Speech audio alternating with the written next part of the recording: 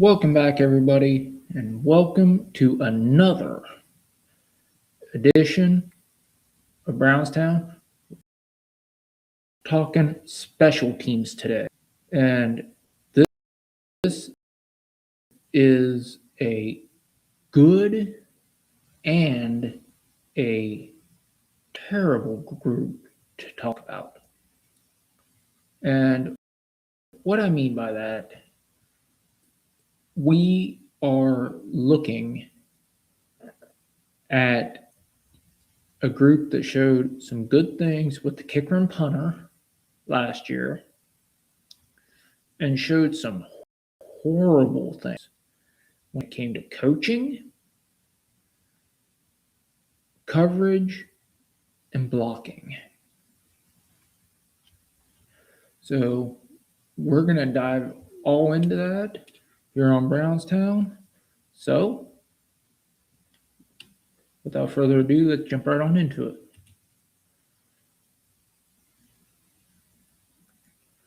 And what we have here, we have some good guys right here. We got the guys that are laying the boots in. First off, we're going to go with the known commodity. Got Corey Bojorquez. 91 punts last year, 45, almost 46 yards on average, only 37 net. And that comes down to what I said earlier.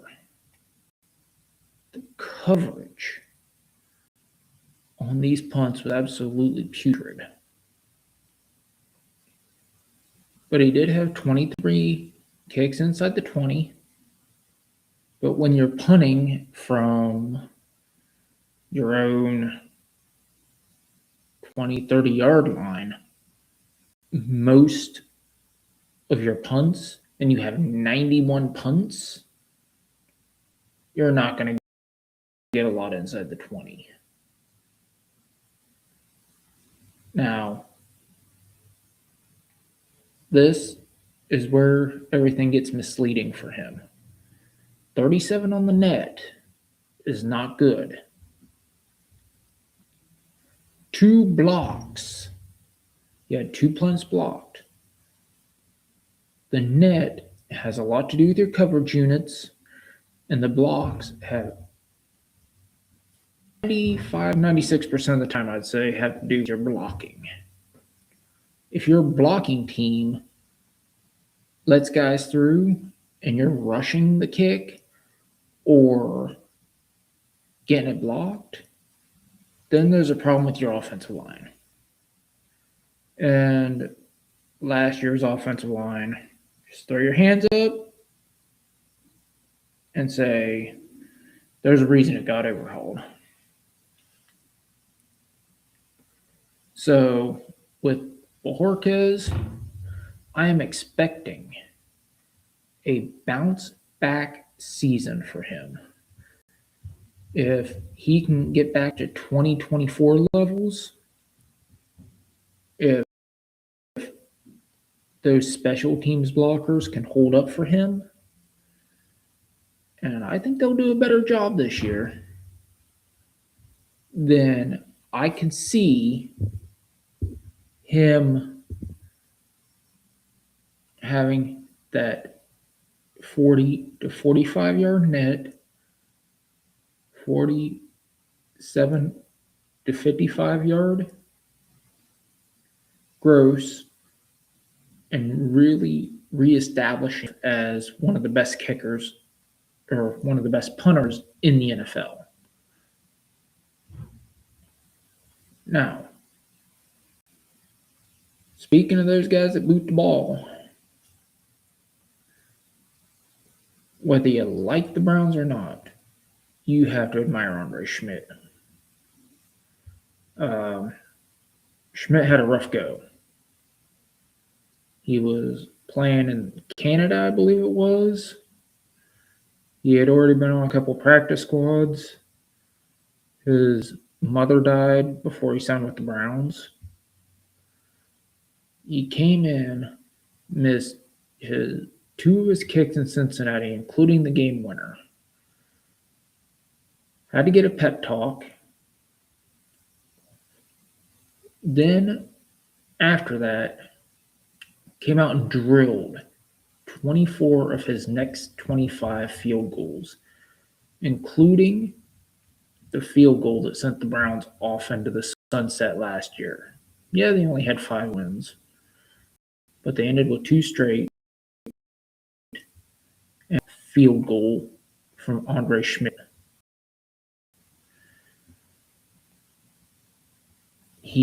He won that a lot of people aren't going to look at. He was 25 of 26 extra points. Miss, I remember that was shocking. None of us expected it because he had been money for the extra points. But also, he was 10 of 12 from 40 to 55 yards. And I believe his long was 55.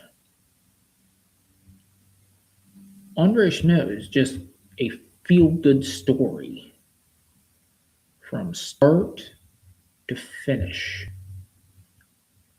And if he can come out this year and hit 24 of 47 again, or 28 of 30, or something of that nature, and maybe even going perfect from extra point, which we all know now is like a field goal, a shorter field goal. If we can do that on a field goal, because he led the Browns in points, I think he had 96 points. If Szmyt could come in there and do what he did last year, or eclipse what he did last year, then he can end up being that big kicker that we need. Because with this offense, he should get a lot more opportunities than he got last year. So we're going to see his medal.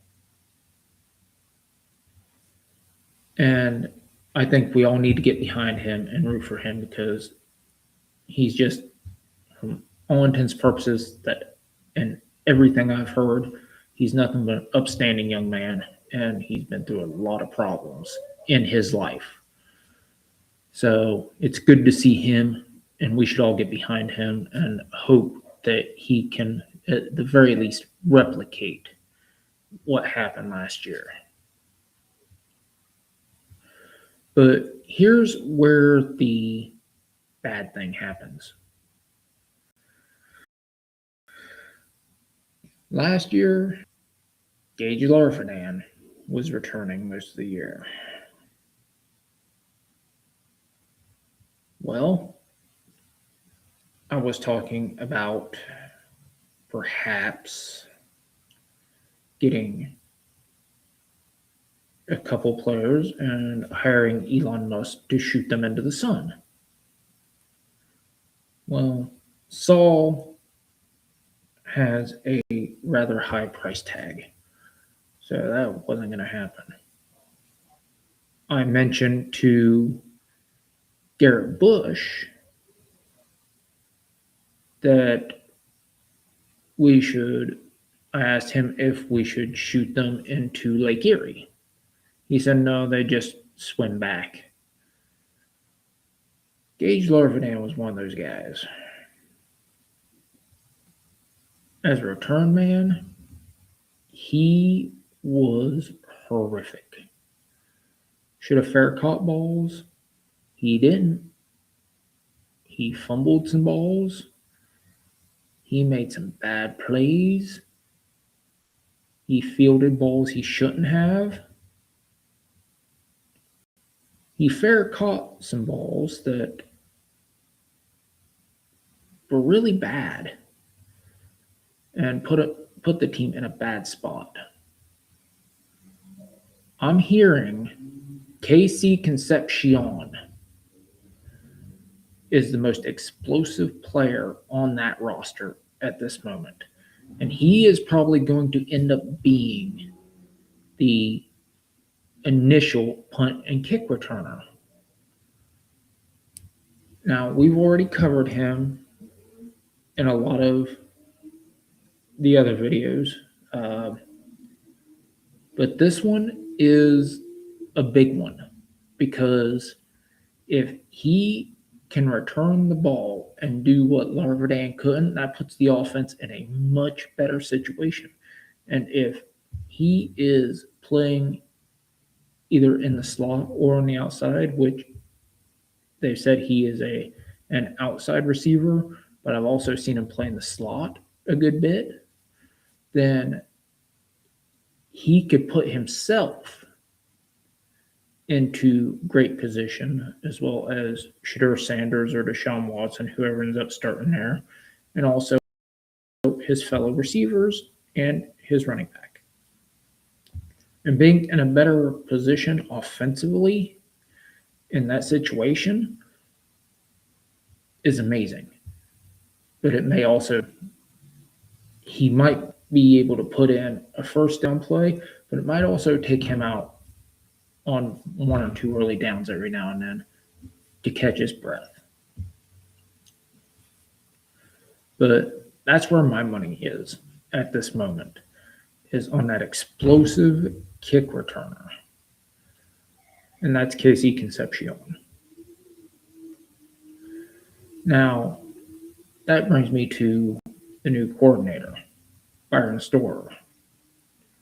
He's a former Atlanta Falcons assistant special teams coach, which he did last year. He was also a Las Vegas Raiders assistant special teams coach. But unlike last year's Bubba Ventrone, who I'm not sure what happened, because Bubba Ventrone was an excellent special teams player, so he should have known this.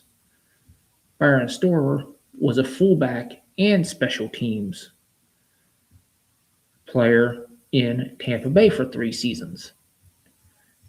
So I expect him to be able to strategize this up. Some people are good players, like Bubba Ventrone was. They hit highs when it comes to being a coordinator,